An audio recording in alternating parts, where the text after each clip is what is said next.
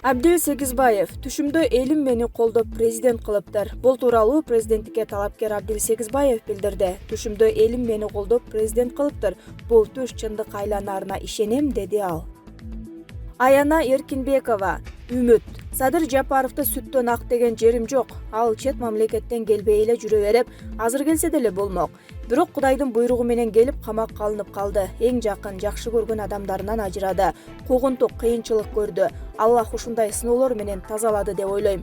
Эл чоң үмүт артты. Революциянын аталышы да үмүт болуп калды. Бюллетенде да биринчи болуп калды. Мунун баары Аллахтын берген бир белгисиндей эле сезилип жатат. Жапаров жолугуга барган жерде эл арманын айтып ыйлап атышат. Көзүңө жаш албастан угуш кыйын. Эл абдан кыйналган экен. Эл коррупционерлерден, жегичтерден, акыйкатсыздыктан чарчаган экен. Эми Жапаровго 100% ишенбесе да, 65-70% үмүт артып жатышат. Балким буйруса деп турушат.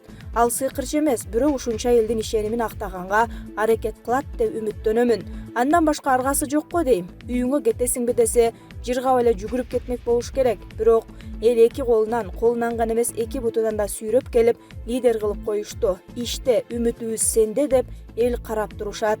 Ал эми берки каршы чыгып бут тосуп тытааланып жаткандарга айтат элем. Болду, сыйыңар менен эл тарапка өткүлө. Болбосо ыйыңар менен кетесиңер. Эл бирөөңдү да өткөрбөйт. Эл ойгонду. Бул жолу мурункудай оңой уктата албайсыңар.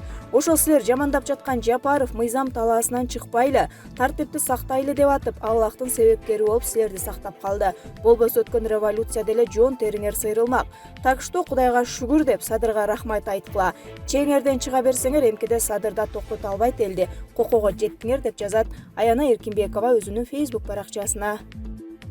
Садыр Жапаров: Алмаз Атамбаев, Курманбек Салиевич, сиз асыл адам экенсиз. Мен сизди билбей жүрүптүрмүн. Бардык кылганым үчүн кечирим сурайм деп айтып жатпайбы? Саясий шоулардын очогу дымып, Курманбек Бакиев президент болуп шайланып, 14 август күнү ант берүү аземи болуп өттү. Саясий оюндун картасына ылайык премьер-министр болуп Фелик Скулов бекеди. Инкылаптын ылаңы суук жашоо өз нугуна түштү. 2006 жылдын күз айлары Өмүрбек Текебаев, Атамбаевтар башында турган оппозиция мүчөлөрү конституциялык реформа жаса деп Бакиевке каршы Ала Тоо аянтына элди топтоп 8 күн бою митинг өткөрүштү. Чындыгында 50 миңге жакын эл 8 күн бою конституциялык реформа болсун деп чын жүрөктөрүнөн күнү түнү дебей тикесинен тик турушту. Оппозиция жаңы баш мыйзамдын долбоорун даярдашты. Парламентте оппозициянын даярдаган баш мыйзамынын долбоорун кабыл алууга 4 добуш жетпей турган эле. Мен болсо мындай саясий сасык оюңдарга катышпайм деп кабинетимден чыкпай олтуруп алдым. Эшикте турган эл түптөн шайланып келген депутаттар түптүк жердештерим Акын сатирик жолоочу Рыспаев, Дамир Сулайманов, Адылхан Бекболотов, Медет Омошович, Букуев жана башка жердештеримде элдин алдына чыгып, оппозицияга кошулдум деп жарыяласын деп кабинетиме жиберишиптир. Менде болсо Атамбаев оппозицияны сатып, премьер-министр боло турганы тууралуу толук маалымат бар эле. Анын планы боюнча Кулов элге чыгып кошулуп кетсе, Бакиевди алып түшөбүз. Эгер элге кошулбай койсо, премьер-министрликти алып кете берейин деген планы болгон. Премьер-министрлик кызматты Бакиев менен алдын ала макулдашып коюп, Куловдун гана кадамдарын күтүп турган. Жердештериме, байкелер, мени кыйнабагыла. Силер жөн эле сасык саясатчылардын куралы болуп жатасыңар. 2 күндөн кийин Алмаз Атамбаев премьер-министрлик кызматка барат. Баарыңарды сатат. Менде толук маалымат бар. Силерге билгизбей премьерлик кызматты соодалашып жатат десем, мени жаман көрүшүп, андай болушу мүмкүн эмес. Сен эл алдына чыгып, элге кошулдум деп жарыялап кой деп, кыйнап түнкү саат 12ге чейин иш бөлмөмдө олтурушту. Макул болбодум. Жердештерим мага таарынып кетишти. Кийин мен айткандай болуп, Атамбаев премьер-министр болду. Жолоочу Рыспаев агам, сен көз ачыктай эле айткан экенсиң. Баарыбызды көпүрө боло калайын деген шылтоо менен сатып кетти деп аябай арман кылды. Ошентип Атамбаев премьер-министр болуп 8 ай иштеп, бирок колунан жыргаган иш келбеди. Акыры Бакиев данакер орденин берип, алдап соолап кутулду. Ошол орденди алып жатканда көзүн жашылдантып, Курманбек Салиевич, сиз асыл адам экенсиз. Мен сизди билбей жүрүптүрмүн. Далай нервиңизге тийиптирмин. Бардык кылганым үчүн кечирим сурайм деп жатпайбы? Садыр Жапаровдун саясатка аралашкан 10 жыл документалдуу китебинен үзүндү.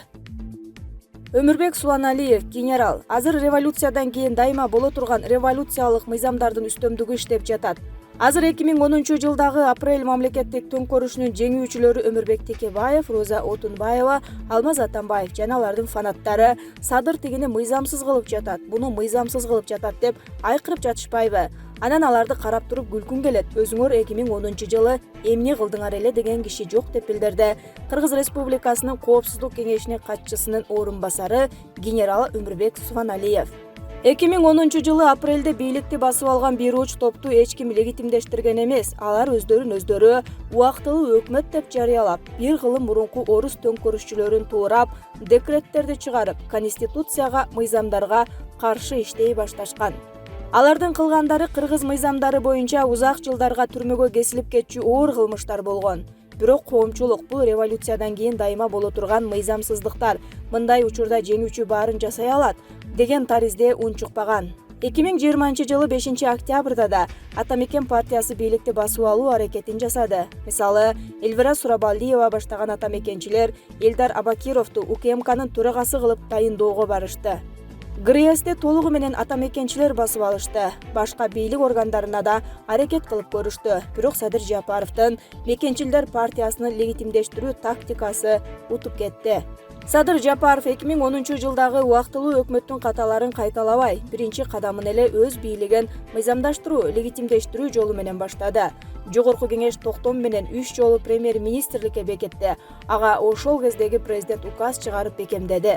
Убактылуу өкмөткө салыштырмалуу билимдүүлүк кылды, мыйзамдуу жол менен жасады. Ошондуктан убактылуу өкмөттүн мүчөлөрү азыр Садыр тигини мыйзамсыз кылып жатат, муну мыйзамсыз кылып жатат деп чача-пача десе жарашпайт экен. Азырда революциядан кийин дайыма боло турган жазылбаган мыйзамдардын үстөмдүгү жүрүп жатат. Кайдагы мыйзамдуулук жөнүндө сөз болушу керек. Эгер 2010-жылы да, 2020-жылы да мыйзамдуу шайланган бийлик органдарын, президентти да, парламентти да кууп салып, жаңы бийлик революциялык жол менен келип жатса, анан ушундан кийин мыйзамдуулук тууралуу сөз кылууга болобу? Революцияны мыйзамдар иштеп жатат. Текебаев жеңилип калганын түшүнүп, башка айласы жок эле фанаттардын алдында ушинтип актанып, алардын башын айландырып жатат, деди генерал Өмүрбек Субаналиев. Булак Кыргыз Today KG. Рита Карасартова: болгон күчүм менен президенттик башкарууга каршы иштейм. Парламенттик башкаруунун жактоочусу катары айтсаңыз, бүгүн жалпы коомдун аң сезими ал система менен жашоого даярбы? Биз илгертен парламентаризмдин алкагында жашап келгенбиз. Биздин ата-бабаларыбыз кеңешип кескен бармак оорубайт деп келишкен. Парламент бул чоң жыйын, курултай. Жергиликтүү кеңеш кичи жыйын, курултай. Тескерисинче, ушул талаштуу ыкманы ишке ашырып, дүйнө жүзүнө эң акыйкат башкарууну сунуштаган кыргыздар болушу абзел. Сиздерге чет өлкөнүн буйругун аткарууда деген дооматтар көп айтылат. Мындай сөздөр жөн жерден чыга бербесе керек. Албетте, жөн жерден чыкпайт. Бул биз бийликке ачуу чындыкты дайым бетине айтып турганыбызга байланыштуу. Кайсы бийлик тактыга келбесин, бизди башка өлкөдөн каржылоо алып, башка бирөөнүн буйрутмасын аткарат деп келишет. Мисалы, мен 1 жыл мурун мамлекеттик кызматка кеткем. 5 айдан бери ал жерден баса берип саясатта жүрөм. Жумушсузмун, бирок дагы деле энпошник аттан кете элекмен. Бийлик өзү түрмөдө отурганда бизге ачык ММКларга муктаж. Бийликке келгенде биз душман, эркин ММК жалганчы болуп чыга келет.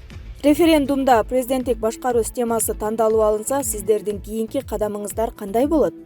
Президенттик башкаруу келет десе, анда ошол жолду дагы басып өтүшүбүз керек болот. Аргасыздык, бирок мен болгон күчүмдү андай болбошуна жумшайм. Садыр Жапаровдун айткан сөздөрү бири-бирине каршы келип атканын да айтып келесиз. Анын бул кадамдарын эмне менен байланыштырасыз? Популизм ар бир кыргызстандыктын жүрөгүнө жакын. Анткени элибиз өз күчүнө ишенбей, бир адам келип жашоон оңдоп кетсе деп күтөт экен. Ошондуктан саясатчылар тоону убадалап, шайлоочуларынын жүрөгүнө жакындаганга аракет кылышат. Бирок билген кишиге эмне ишке ашат, эмне ашпайт дароо эле белгилүү. Ошондуктан билим берүү тармагынын сапатын көтөрсөк, алдангандар азаят. Популизмдин аркасы менен алдыга чыккандар дагы суюлмак. Бул Садыр Жапаровдун бийликке келүү эле аракети болууда. Анын 80% демилгелери системдүү оңолууга алып келбейт. Тескерисинче, тегерек четиндегилерге коррупцияга малынганга шарт түзөт. Маектешкен Мээрим Асанова, Азия News гезити. Сыймык Жапыкеев: кухнянын ээси квартираны сатпайм, бошот деп жатат. Кухнянын ээси квартираны сатпайм деп жатат. Бул тууралуу экономикалык кылмыштуулукка каршы күрөшүү мамлекеттик кызматынын төрагасы Сыймык Жапыкеев ФБ баракчасына жазды. Ал жалпы катталуучуларынан кеңеш сурап кайрылган. Кухнядагы газдын фирмасын карасам, аба экен. Кухнянын ээси квартираны сатпайм балам. Дубайдан келатат, өзү жашайм деп жатат, квартираны бошот дейт. Такыр сатпайм дейт. Достор, кандай кылайын дейт Жапыкеев. Нура Анаркулова.